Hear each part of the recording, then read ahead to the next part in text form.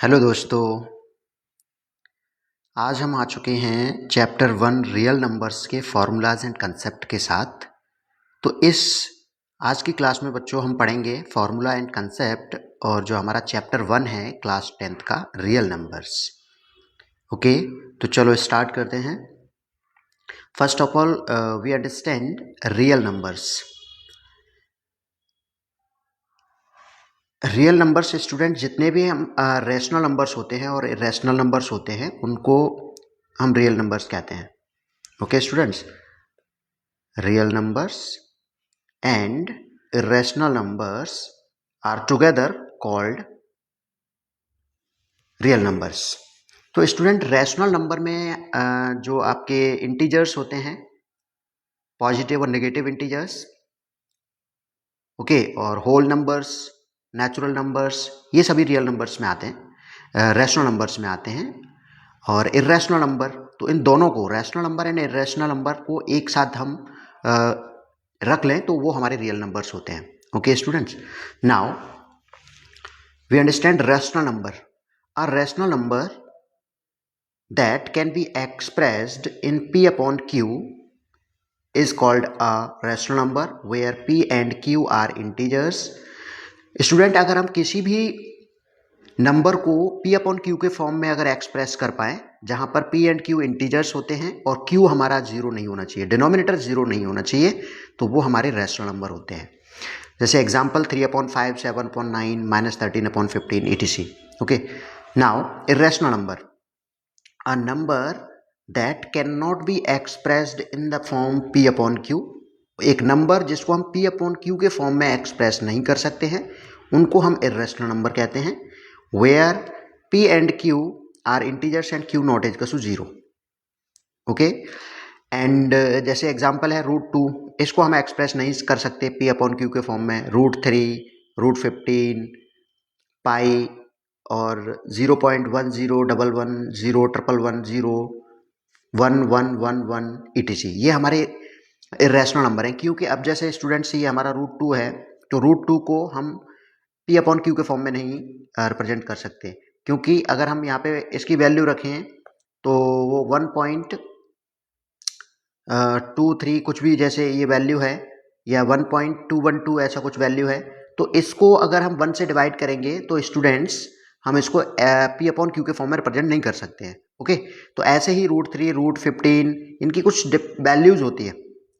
Okay, और ये जैसे ये हम इसमें क्योंकि ये आपके रैशनल नंबर हैं तो कभी टर्मिनेट और वो भी नहीं होते, टर्मिनेट नहीं होते, रिपीट भी नहीं होते, तो हम कितने भी क्या जीरो लगा पुट कर सकते हैं इसके डिनोमिनेटर में, तो इसको रिप्रेजेंट किया ही नहीं जा सकता कि कितने हम जीरो पुट करें। हाँ, अगर ये टर्मिनेटिंग होता या रिपीटिंग होता तो हम इनको एक्सप्रेस कर सकते थे p अपॉन क्यू के फॉर्म में। 9th क्लास में हमने ये रैशनल नंबर्स को किया भी है, जो टर्मिनेटिंग एक्सपेंशन होते हैं उनको हमने p अपॉन क्यू के फॉर्म में किया है। ओके स्टूडेंट्स, तो ये रैशनल नंबर हैं। और आपके √2, √3, √15, पाई, अच्छा इसमें √4, √9, √16, √25, √36 ये हमारे परफेक्ट स्क्वायर हैं। तो other than the perfect square all values, all under root values other than the perfect square, मतलब स्क्वायर रूट की वो सभी वैल्यू जो परफेक्ट स्क्वायर नहीं है वो सभी रैशनल नंबर होते हैं, और जो परफेक्ट स्क्वायर होती हैं वो आपके रैशनल नंबर होते हैं। Now we come on prime number. A number is called a prime number if it has no factor other than 1 and the number itself। मतलब प्राइम नंबर वो सभी नंबर होते हैं जिनके ओनली एंड ओनली 2 फैक्टर्स हों, एक number itself, number खुद में, और 1, इसके अदर देन इसके कोई भी फैक्टर नहीं होने चाहिए, तो वो नंबर हमारा प्राइम नंबर कहलाएगा। जैसे 3 के 2 फैक्टर है, कौन कौन से हैं, 1 एंड 3। ऐसे 11 के 2 फैक्टर हैं, 1 एंड 11, तो ऐसे सभी नंबर हमारे प्राइम नंबर कहलाते हैं। Okay, now we come on composite number. A number is called a composite number if it has at least one factor other than 1, at least one factor other than 1 and itself। मतलब number अगर कोई भी, जैसे number हम 4 ले लें, 4 ले लेते हैं, हमारा कंपोजिट नंबर स्मॉलेस्ट होता है ये। ओके स्टूडेंट्स, तो इसमें जैसे हमारा 4 है तो 4 के फैक्टर इसमें स्टूडेंट्स 1 है, 2 है और 4 है। तो नंबर ये आपका नंबर 1 और 4 इट्स है, ये इसके दो फैक्टर हो गए। इसके अदर देन एटलीस्ट 1 होना चाहिए तो वो हमारा कंपोजिट नंबर होगा। और मोर देन कितने भी हो सकते हैं, जैसे हम 8 को ले लें तो 8 के फैक्टर हमारे 1, 2, 4, 8, मोर देन कितने भी हो सकते हैं, लेकिन नंबर इटसेल्फ एंड 1 के अदर देन भी अगर कम से कम एक फैक्टर है तो वो हमारा कंपोजिट नंबर कहलाएगा। और स्टूडेंट इसमें इंपॉर्टेंट थिंग है नोट करने के लिए, 4 is the smallest composite number. ये आपको याद रखना है कि 4 स्मॉलेस्ट कंपोजिट नंबर होता है। Now fundamental theorem of arithmetic, according to fundamental theorem of arithmetic every composite number can be written as the product of prime numbers.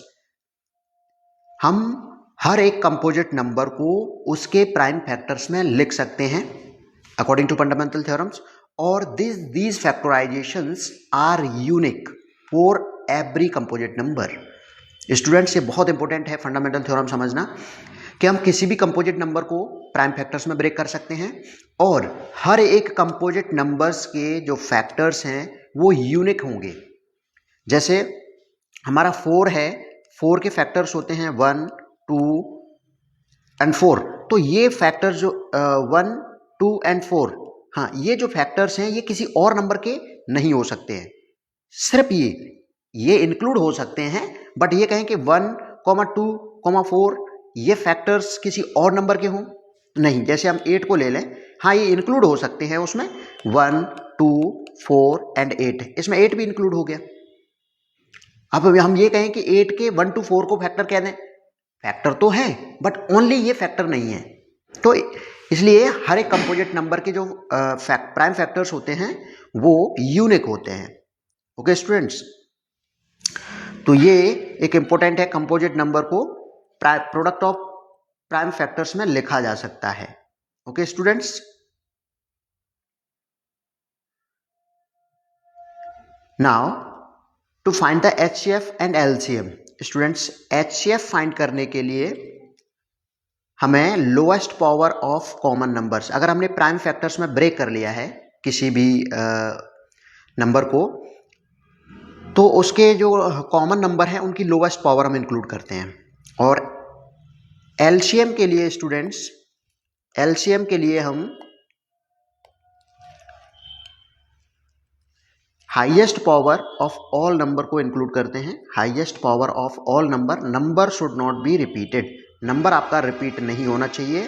Okay students, तो ये हमारा LCM होता है।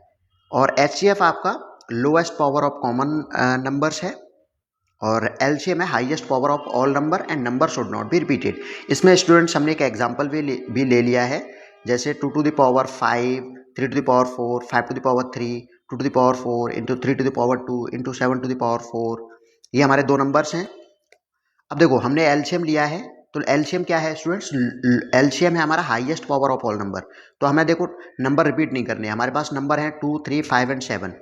तो 2 का हाईएस्ट पावर दोनों में देखते हैं तो वो 5 है, 2 to the power 5 है। 3 का highest power 3 to the power 4 है। 5 का highest power 5 to the power 3 है। 7 का highest power 7 to the power 4 है। तो हमने सभी नंबर को इंक्लूड किया है, रिपीट नहीं किया है और हाईएस्ट पावर ली है। ऐसे ही HCF के लिए हमें कॉमन नंबर लेने होते हैं। तो स्टूडेंट्स देखो इन दोनों में कॉमन नंबर क्या है, 2 हमारा कॉमन नंबर है, 3 कॉमन नंबर है। तो कॉमन नंबर की लोएस्ट पावर हमें कॉमन नंबर्स की लोएस्ट पावर लेनी है। तो 2 की लोएस्ट पावर स्टूडेंट्स इसमें 2 to the power 4 है, और 3 की lowest power 3 to the power 2 है। तो ये हमारा ये बहुत शॉर्ट ट्रिक है और आपके क्वेश्चन मल्टीपल चॉइस क्वेश्चन में पूछे जाते हैं बोर्ड एग्जाम्स में। Now relation between 2 numbers and their LCM and HCF। जब दो नंबर्स का LCM या HCF गिवन हो और एक नंबर गिवन हो तो हम सेकंड नंबर फाइंड कर सकते हैं। तो ये रिलेशन होता है स्टूडेंट्स, ठीक। तो LCM of 2 number into HCF of 2 number is equal to A into B, और we can say that product of 2 number. तो ये रिलेशन बहुत इंपॉर्टेंट है, मल्टीपल चॉइस क्वेश्चन पूछे जाते हैं, इवन क्वेश्चन भी पूछे जाते हैं 2 मार्क्स और 3 मार्क्स के। और इसमें स्टूडेंट्स कुछ इंपॉर्टेंट पॉइंट हैं जो हमें याद रखने हैं इस चैप्टर से, जैसे let P be a prime number and A be a positive integer a एक पॉजिटिव इंटीजर है। If p square divides a square then p divides a। अगर p स्क्वायर a स्क्वायर को डिवाइड कर रहा है तो p a को divide करेगा। If x and y are any two rational numbers then x plus y upon 2 is a rational number between them. अगर आपका x एंड y दो नंबर हैं तो इनके बिटवीन अगर आपसे पूछा जाए कि एक रेशनल नंबर बताओ, तो वो x प्लस y उन दोनों नंबर्स को ऐड करेंगे, 2 का डिवाइड कर देंगे, तो वो जो नंबर आएगा वो उनके बिटवीन रेशनल नंबर होगा। बहुत इंपॉर्टेंट पॉइंट है स्टूडेंट्स क्वेश्चंस के लिए।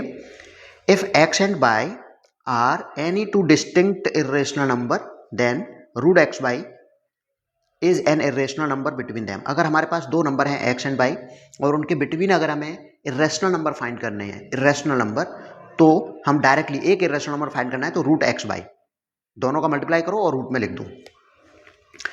फोर्थ पॉइंट है इफ वी ऐड और subtract an irrational number to another irrational number then we always get an irrational number. अगर हम एक इरेशनल नंबर और एक इरेशनल नंबर का मल्टीप्लाई करेंगे तो हमें हमेशा इरेशनल नंबर ही मिलेगा। इफ वी मल्टीप्लाई और divide N irrational number by N irrational number, अगर हम एक इरेशनल नंबर को दूसरे इरेशनल नंबर से डिवाइड करते हैं तब हमें आंसर रैशनल भी मिल सकता है और इरेशनल भी मिल सकता है। डिवाइड करने पर एक इरेशनल नंबर का दूसरे इरेशनल नंबर से अगर हम डिवाइड कर रहे हैं तो हमें रैशनल नंबर भी मिल सकता है और इरेशनल नंबर भी मिल सकता है। If we add subtract multiply और divide a rational number by another rational number then answer will always be rational. अगर हम एक रैशनल नंबर को दूसरे रैशनल नंबर के साथ ऐड कर रहे हैं, सब्ट्रैक्ट कर रहे हैं, मल्टीप्लाई कर रहे हैं या फिर डिवाइड कर रहे हैं, दोनों रैशनल नंबर हैं, तो उस केस में हमें हमेशा ही रैशनल नंबर ही मिलेगा। ओके स्टूडेंट्स, तो ये इस चैप्टर के स्टूडेंट्स कॉन्सेप्ट्स थे और एक दो इसमें फॉर्मूलाज थे और कंसेप्ट बेस्ड ही इसमें जनरली क्वेश्चन पूछे जाते हैं। ओके स्टूडेंट्स, इस क्लास में बस इतना ही। और अगर स्टूडेंट्स आपको हमारे वीडियोस अच्छे लग रहे हैं और तो आप इस चैनल को सब्सक्राइब कीजिए, शेयर कीजिए और लाइक ज़रूर कीजिएगा। Okay, thank you.